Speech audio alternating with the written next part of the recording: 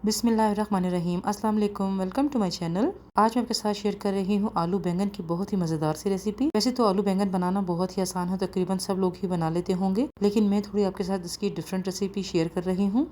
इस रेसिपी से अगर आप भी आलू बैंगन बनाएंगे तो उंगलियां चाटते रह जाएंगे, इतने मज़ेदार ये आलू बैंगन बनते हैं। ज्यादातर लोग मसाला भून के ही आलू बैंगन उसमें डाल देते हैं। मैं थोड़ा अलग तरीके से ही इसको बना रही हूँ, जिससे इसका टेस्ट और खुशबू भी इसकी बहुत ही अच्छी आएगी। तो ये फ्रेंड्स रेसिपी स्टार्ट करती हूँ। देगची में डाल दिया है मैंने 1 कप ऑयल। अभी चूल्हा मैंने ऑन नहीं किया था। और अब इसमें मैं शामिल कर दूंगी 1 टीस्पून ब्लैक वाली सरसों, 1 टीस्पून सफ़ेद ज़ीरा, 1 टेबलस्पून से मैं शामिल कर दूंगी चॉप्ड लहसुन, और 2 टेबलस्पून इसमें मैं बारीक कटी हुई ऐसे अदरक शामिल कर दूंगी। और 8 से 10 अदद इसे मैंने शामिल कर दिए थे कड़ी पत्ता, ये मैंने फ्रेश ही यूज़ किए थे। 5 से 6 अदद इसे मैं शामिल कर दूंगी बारीक कटी हुई हरी मिर्ची। वैसे तो इसमें साबुत गोल वाली लाल मिर्ची शामिल करते हैं, अभी मेरे पास वो नहीं थी तो फिर मैंने हरी मिर्चें ही इसमें शामिल कर दी हैं। देखिए चूल्हा मैंने अभी भी ऑन नहीं किया है। सब चीज़ों को अच्छी तरह मिक्स करके अब चूल्हे को मैं ऑन कर दूंगी। तो पहले ठंडे ऑयल में ही सब चीज़ों को अच्छी तरह मिक्स कर लेना है, फिर चूल्हे को जलाना है।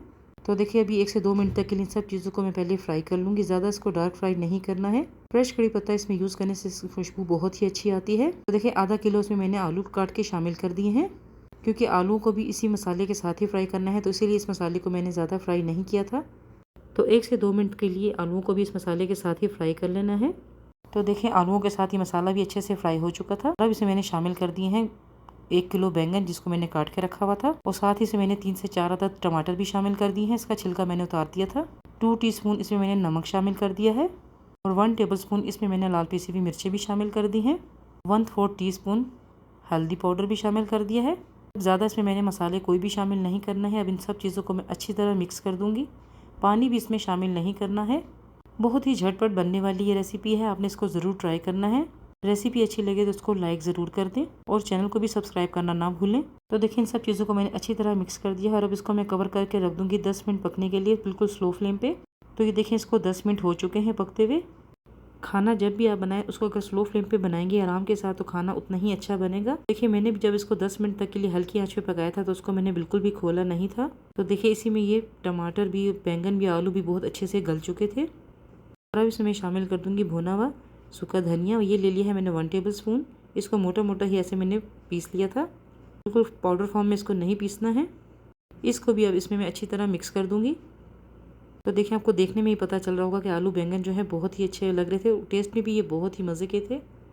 और अब इस सब्ज़ी को और मज़ीद बेहतर बनाने के लिए इसमें मैं शामिल कर दूंगी 1 टीस्पून कसूरी मेथी, जिससे इसकी खुशबू जो है बहुत ही अच्छी आती है।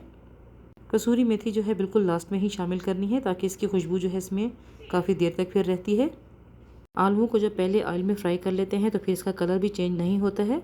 तो देखिए आलूओं का कलर जो है कितना अच्छा लग रहा है, नहीं तो फिर काले काले से हो जाते हैं सब्ज़ी पकाते हुए। इसको कवर करके 2 मिनट के लिए मैंने दम पे रख दिया था। तो ये देखिए अभी आलू बैंगन जो है बिल्कुल तैयार हैं। चूल्हे की फ्लेम को अब मैं ऑफ़ कर दूँगी। बहुत ही मज़ेदार ये आलू बैंगन की सब्ज़ी बनके तैयार हो चुकी है।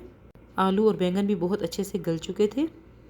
कड़ी पत्ता और अदरक और लहसुन को जो मैंने फ्राई किया था, हरी मिर्चों को, उससे इसकी खुशबू जो है बहुत ही अच्छी हो गई थी, और काली सरसों की वजह से भी इसका टेस्ट जो है बहुत ही अच्छा हो गया था। तो ये देखिए मज़ेदार से आलू बैंगन की सब्ज़ी बिल्कुल तैयार है। तो उसको मैं डिश आउट कर देती हूँ। आपने भी ये रेसिपी एक बार ज़रूर ट्राई करनी है, इंशाल्लाह फिर आप बार बार इसको बनाएंगे। ज़्यादातर बच्चों को आलू बैंगन की सब्ज़ी पसंद नहीं होती है। अगर आप इस तरीके से आलू बैंगन बनाएंगे तो इंशाल्लाह बच्चे भी बहुत खुश होकर खाएंगे। वैसे तो आलू बैंगन की सब्ज़ी में हरा धनिया की कोई ज़रूरत नहीं होती है, लेकिन थोड़ा देखने में अच्छा लगता है, तो इसलिए मैंने हरा धनिया भी इसके ऊपर डाल दिया है। आलू बैंगन की सब्ज़ी के साथ तो उबले हुए चावल भी बहुत अच्छे लगते हैं। घर की रोटी के साथ खाएं या नान के साथ भी खाएं तो ये बहुत ही अच्छे लगते हैं। तो फ्रेंड्स कैसी लगी आपको मेरी आज की रेसिपी? उम्मीद है आपको मेरी आज की रेसिपी ज़रूर पसंद आई होगी। अगर आपको मेरी वीडियो अच्छी लगी हो तो उसको लाइक ज़रूर करें, शेयर करें अपनी फैमिली और फ्रेंड्स के साथ। मेरे चैनल को सब्सक्राइब करना ना भूलें। बेल आइकन को भी ऑल पे क्लिक कर दें, ताकि मेरी हर नई आने वाले वीडियो का नोटिफिकेशन सबसे पहले आपको मिले। फिर मिलूंगी इंशाल्लाह किसी अच्छी सी रेसिपी के साथ। अल्लाह हाफिज़।